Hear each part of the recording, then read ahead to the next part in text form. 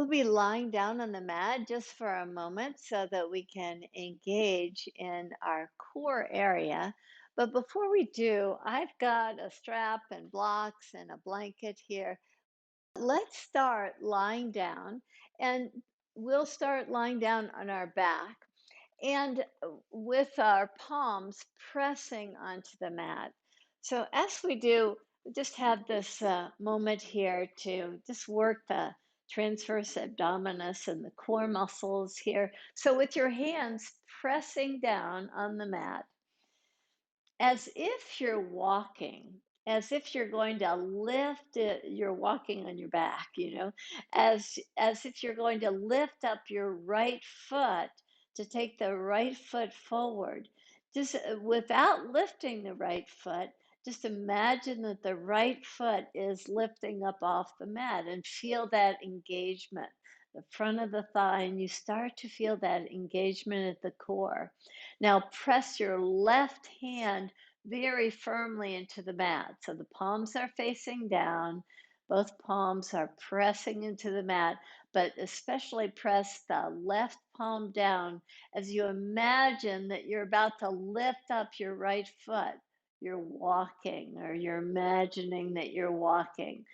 But the right foot doesn't lift, it doesn't leave the earth. The right leg just becomes engaged. You feel the kneecap lifting up toward the pelvis, and you feel this nice core engagement. Now release, and as if you're walking, taking the left foot forward. So you press the right hand down. You as if you're trying to lift your left foot up, but it doesn't leave the mat. You're just lifting it up, and beware, because a lot of times I notice that people are just squeezing their glutes to do this. Release your left foot down. Now lift, or imagine that you're lifting your right foot for walking, stepping the right foot forward as you press your left palm down.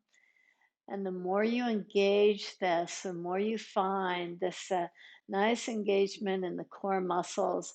And now draw your left foot forward left foot stays on the mat, but as if you're walking to take a step with the left foot, press the right palm down as firmly as possible. Keep the right shoulder down as you're doing that.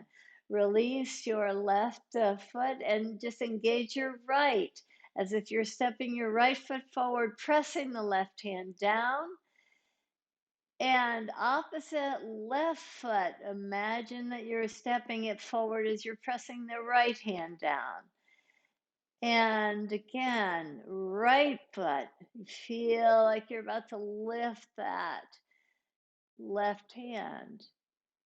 Press down with the right hand as you march, or imagine that you're stepping your left foot forward. And now change side, right foot, left palm. Change side, left foot, right palm.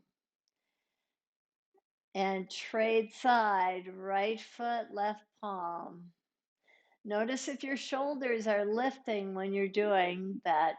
Keep the shoulders down. Left foot, right palm. Right foot, left palm. Left foot, right palm. Right foot, left palm. Left foot.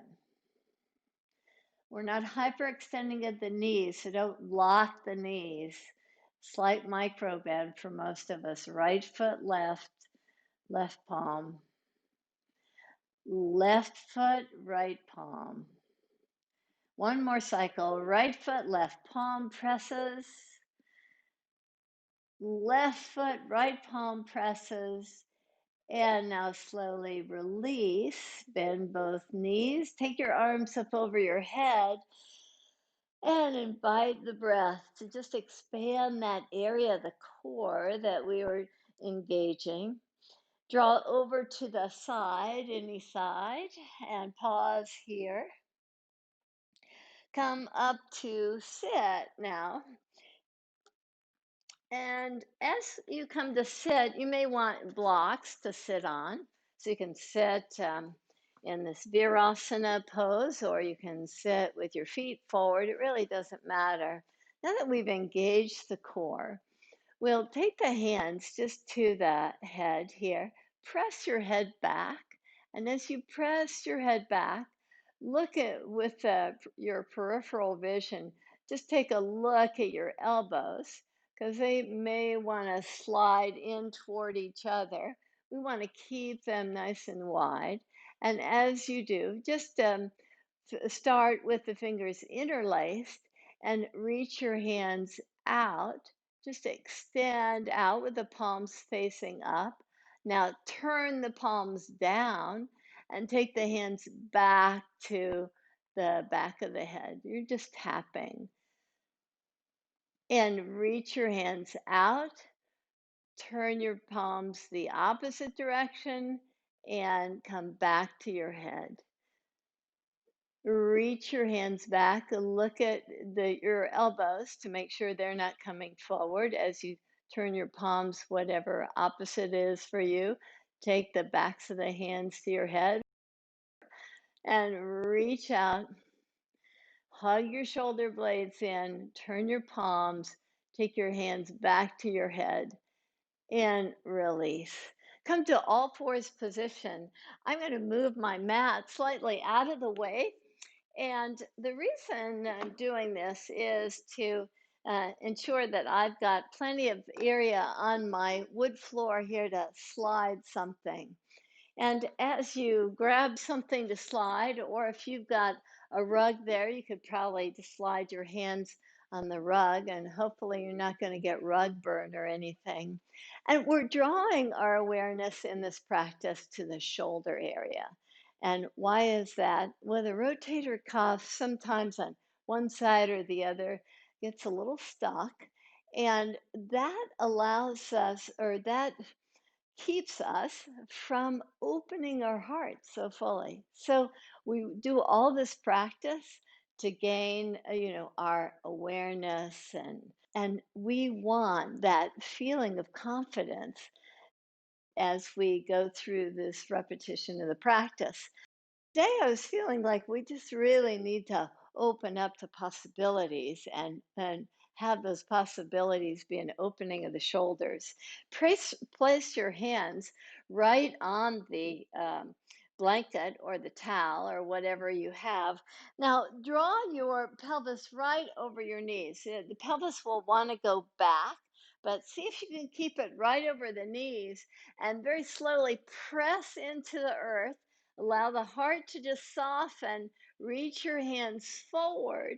And as you reach your hands forward, just let the towel slide and pull back hard. And perhaps you're feeling that same area, that core area that we were just working on our back. Press down first, and as slow as you can go, move your hands forward and pull them back. Pull so firmly. Again, slower you go, the more your practice just evolves as you press the fingertip tops into whatever is moving forward, be it just the palms or maybe the blanket. Pull back. You feel the triceps engage nicely. 3 more times, your own pace as you draw forward, but keep that pace pretty slow. See if you can go maybe even farther away from the chest. Pull in, and sometimes even clawing the rug or clawing the towel allows you to feel the upper outer arm muscle just a little bit more. Draw the towel forward and pull it back and release out of that.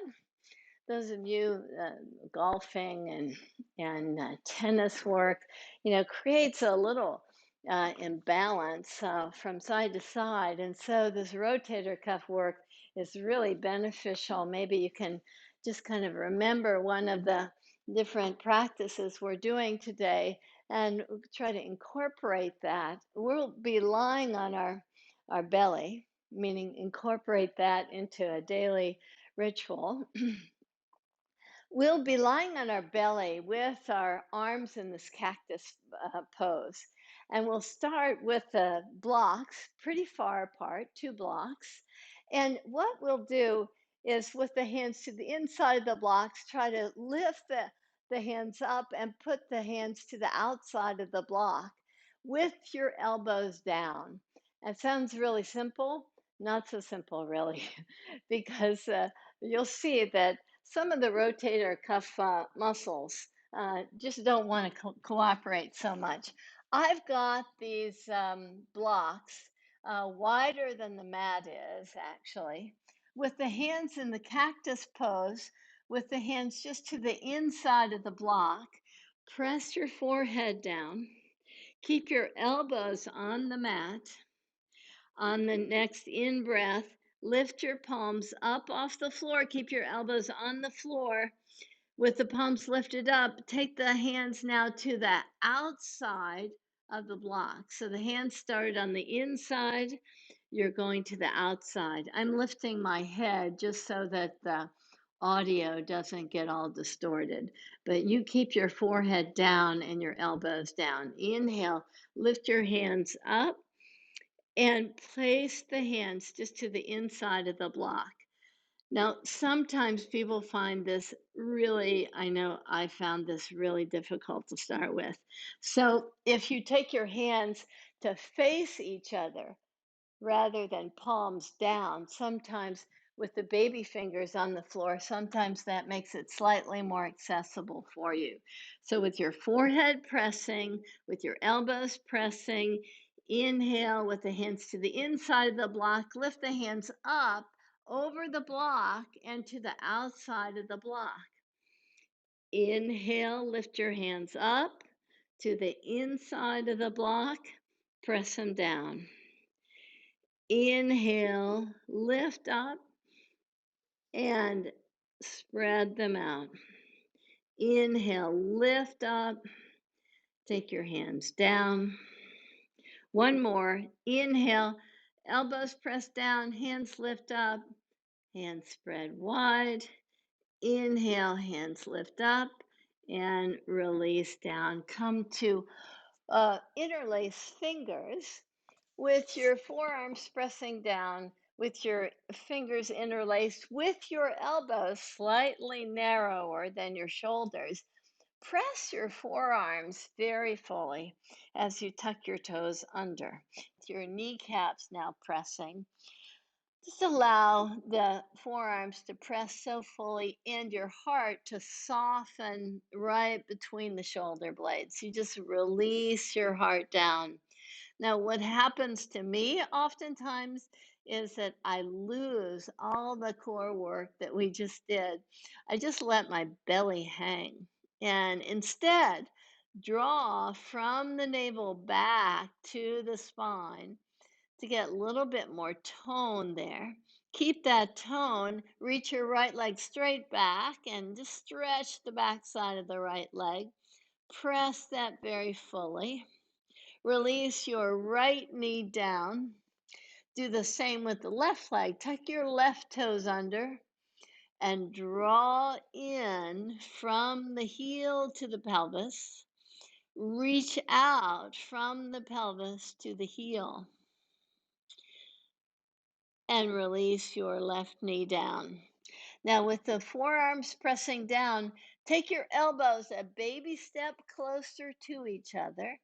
And as you press your forearms down, let your heart just soften down toward the earth. So you feel the shoulder blades drawing in toward each other. Reach your right leg straight back and engage nicely. Reach your left leg straight back, engage nicely.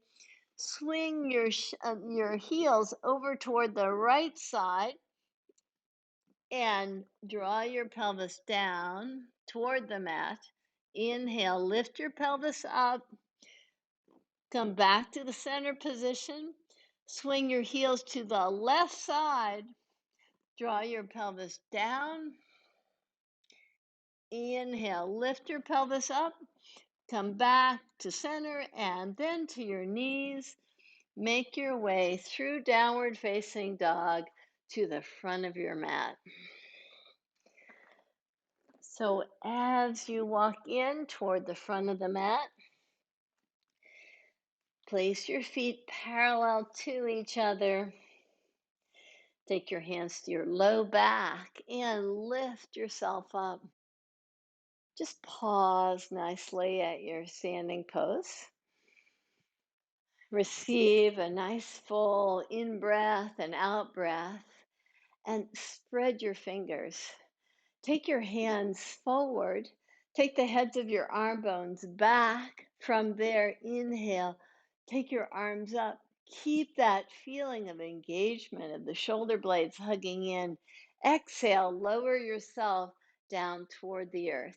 Try to keep that engagement, that this repetition of the practice, the pose that we do each practice, just to allow the shoulder blades on this time in the practice to stay lifted. So you've got the fullness of the heart with your hands to the shin bones. Inhale, rise up. Exhale again. Try not to round the upper back. Bend both knees. Sweep your arms up.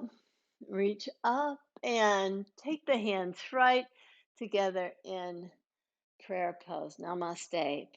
With your fingers interlaced behind your back.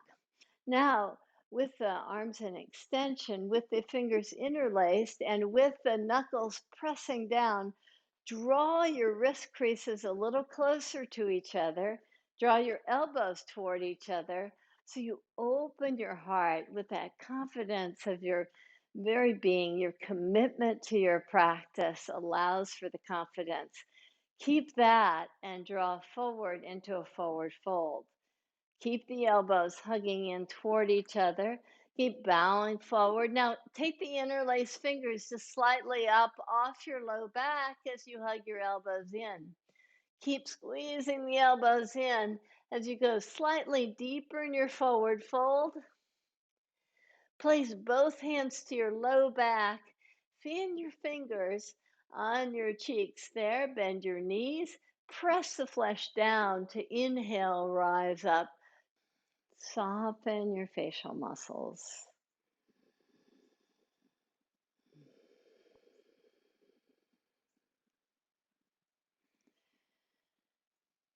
Make your way to either downward facing dog or child's pose or puppy dog pose. And whatever pose you chose, pause there. Your foundation makes you feel so much more rooted. And as we engage in our foundation, we feel that stability, this confidence. You may choose to stay here in child's pose, downward facing dog, puppy dog, or come to Shavasana to close your practice. Thank you so much. Namaste.